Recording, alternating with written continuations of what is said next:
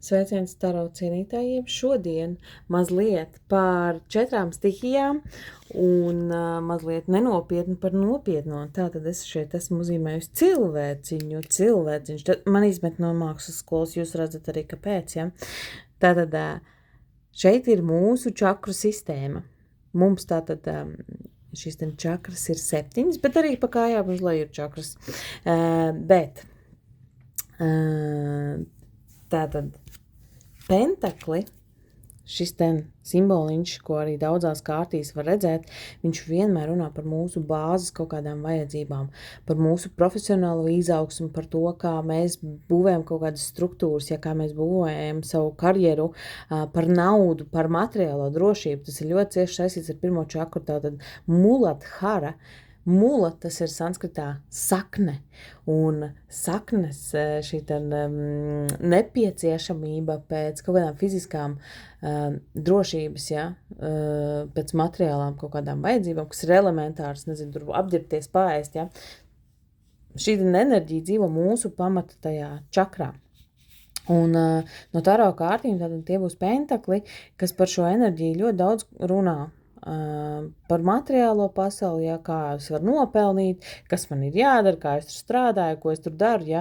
Visi šie pentakla kārtas, kuras arī izlikumos kritīs ārā, viņas vienmēr runā par šo. Tātad, kā es varu sev profesionāli attīstīt, vai es vispār sev novērtēju, ja, cik man par to maksās.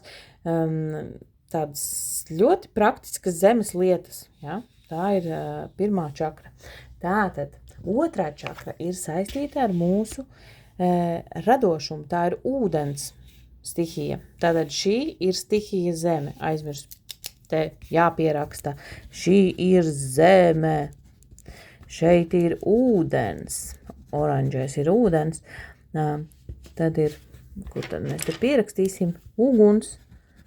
Arī uguns, jā. Tad ir tur, kur mūsu kuņģis ir. Tas ir mūsu uguns. Un šeit ir gaiss.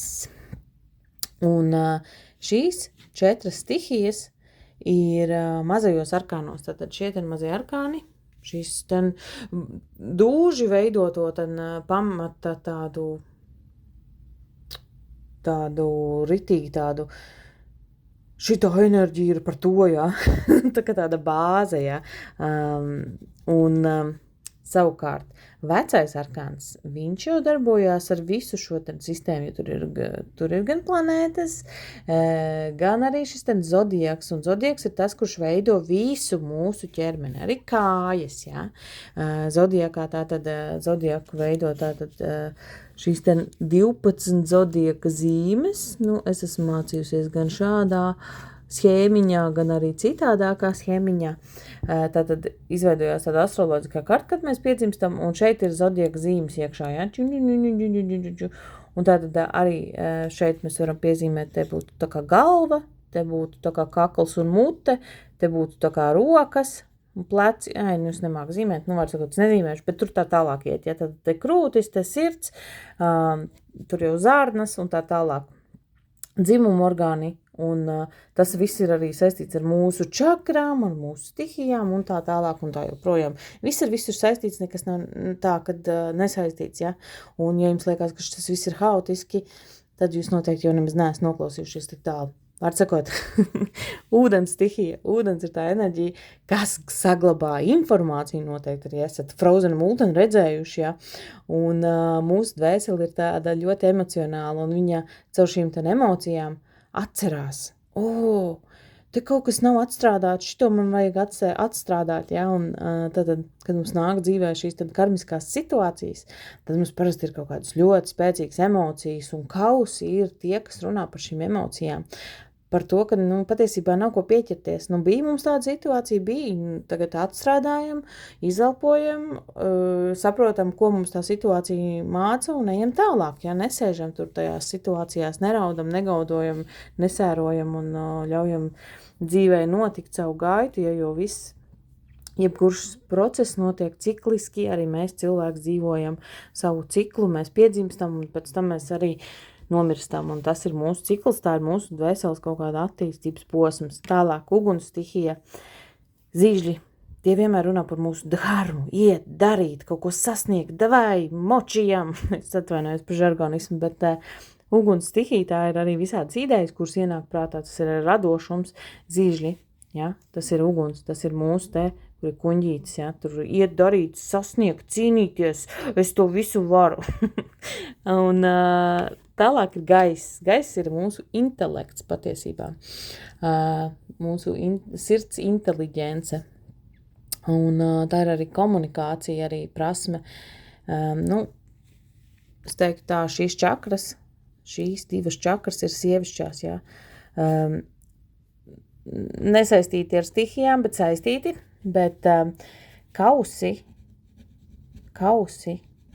un zobeni ir sievišķās čakras, un viņas ir ļoti saistītas ar Venēras un Mēness enerģiju. Tad Mēness enerģija mums dzīvo šeit, un Saules enerģija arī mums dzīvo šeit. Tad Saule un Mēness, tās ir mūsu smadzeņu puslodes, tās ir mūsu